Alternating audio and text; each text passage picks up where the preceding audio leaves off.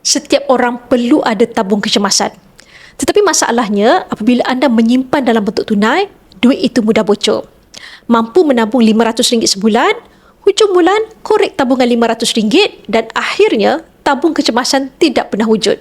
Atas sebab ini, ramai yang mengalihkan kaedah simpanan untuk tabung kecemasan dalam bentuk emas.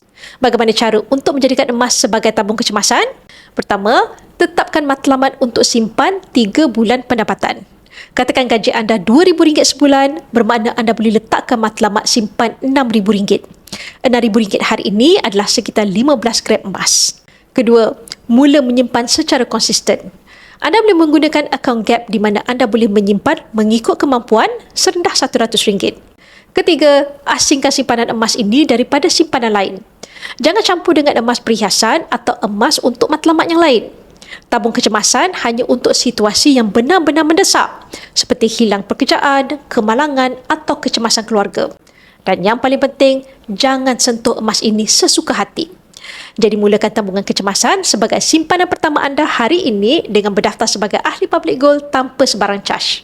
Caranya, anda boleh rujuk pin video saya untuk 5 langkah daftar akaun public gold dan saya akan bimbing anda dalam langkah-langkah simpanan emas yang terbaik untuk anda.